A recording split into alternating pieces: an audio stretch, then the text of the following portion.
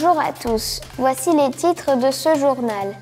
Visite guidée du pôle de valorisation des déchets, la citoyenneté abordée à l'école Porte de Paris, découverte de l'histoire des monuments grâce à une application, la sécurité au skatepark de la plage. Le tri sélectif est bénéfique à plusieurs titres. Voyons tout cela avec notre journaliste Pritisa. Comment on fait pour bien trier? Alors c'est pas toujours évident, on le sait bien. On a d'abord une poubelle d'emballage, donc tous les emballages qu'on voit autour de nous. Dans cette poubelle d'emballage, on va mettre tout ce qui va être carton, cartonnette, flacons, bouteilles en plastique, etc. Les journaux, revues, magazines, on va tout mettre dans cette poubelle d'emballage. Ce qui est important de rappeler, c'est qu'à compter de janvier 2023, les consignes vont s'étendre et vont se simplifier. C'est-à-dire que dans la poubelle d'emballage, on pourra mettre tous les emballages et films plastiques compris.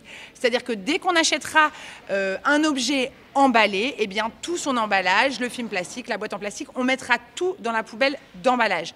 Pour ce qui est de la poubelle de fermentescibles, souvent la poubelle marron, on va mettre tout ce qui est reste de table, les petits végétaux, les mouchoirs usagés ou les cartons salis, eh bien on va les mettre aussi dans cette poubelle de fermentescibles. Et puis enfin, après pour le reste, on la met dans la poubelle d'ordures ménagères.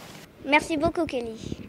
Merci Pritisa. Effectivement, chaque geste quotidien permet d'économiser les ressources naturelles, à éviter le gaspillage et à limiter les pollutions.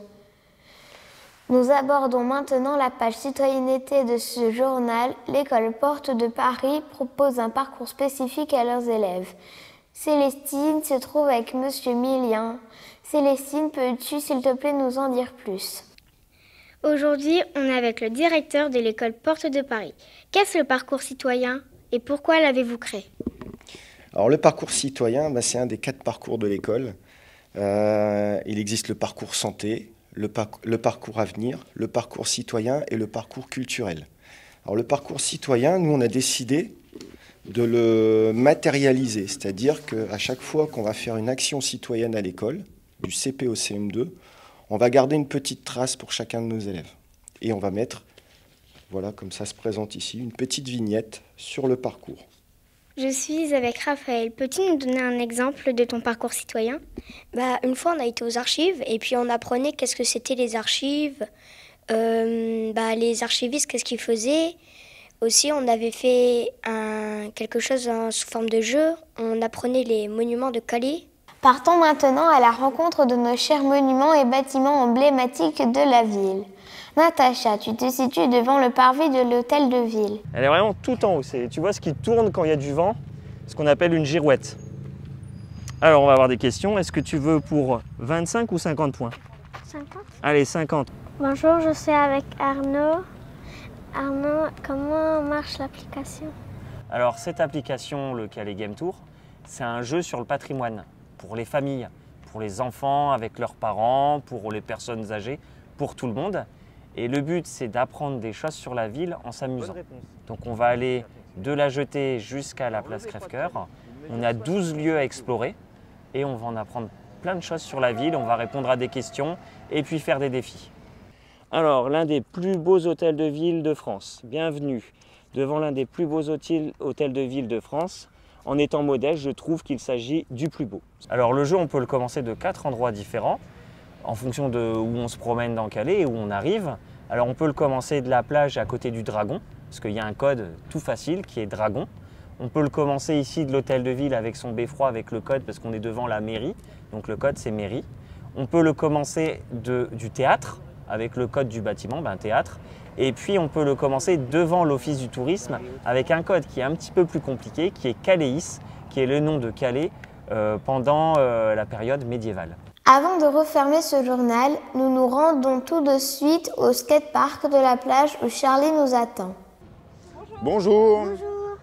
François, où est-ce que je peux aller dans le skatepark? Alors Charlie, tu as quel âge déjà? J'ai 9 ans. C'est ça, c'est bien ce que je pensais. Donc à 9 ans, en fait, tu as la possibilité d'aller dans toutes les zones. Donc en fait, le skatepark, tu viens d'entrer ici. Donc là, tu as une allée centrale qui fait le tour et qui t'amène au Kids Park, donc qui est réservé pour les moins de 8 ans. À ta droite, tu as le Flow Park pour les plus de 8 ans. La partie centrale, donc le Street Park pour les plus de 8 ans. Et le bol Mais par contre, le bol, il faut savoir remonter. Donc c'est minimum 1,50 m, donc forcément, tu ne peux pas aller partout sans surveillance. François, pourquoi est-il important de porter le casque au skatepark de la plage? Alors Charlie, en fait c'est tout simple, on est sur un skatepark en extérieur, donc en accès libre. Donc il y a forcément beaucoup de personnes. Donc pour une question de sécurité, si on tombe sur la tête, sachant que c'est qu'un skatepark en béton, on risque de se faire plus que mal et d'avoir des gros problèmes. François, est-ce que mon casque est bien mis? Alors pour savoir si ton casque il est bien mis, il y a deux possibilités. Alors déjà, secouer la tête pour voir si la taille du casque ici est vraiment bonne. Tu as aussi une molette de réglage sur certains casques à l'arrière pour pouvoir le resserrer. Et ici, par contre, il est mal mis. C'est-à-dire qu'en fait, au niveau de la jugulaire, donc du coup, il faut que ton cordon, tu puisses passer un doigt, mais par contre que ça serre correctement. Donc là, je te le resserre. Hop. Après, il ne faut pas non plus trop serrer, il ne faut pas que tu sois étranglé. Mais là, hop, regarde, vérifie, tu passes un doigt. Et ça ne te sert pas trop, mais par contre, le casque, il ne partira pas en arrière si tu tombes. Où est-ce que tu peux aller, toi? Donc toi, tu n'as pas encore tes 8 ans. Non, c'est 5 ans. 5 ans. Donc en fait, il y a une zone qui est réservée pour toi. Donc c'est la zone Kids Park avec les petits modules. Donc il y a des différentes bosses. Il y a un mini-bol, pas très haut de 50 cm. Et donc tu peux aller là parce qu'en plus il y a une assise pour les parents pour te surveiller. Merci Charlie. Pour pouvoir circuler en toute sécurité, il faut bien observer. On ne coupe pas la trajectoire des autres personnes et les parents doivent nous surveiller. Si ces pratiques sportives t'intéressent, tu peux appeler le skatepark Zapado au numéro inscrit ci-dessous. C'est la fin de cette édition. Merci de l'avoir suivi. Excellente journée à tous.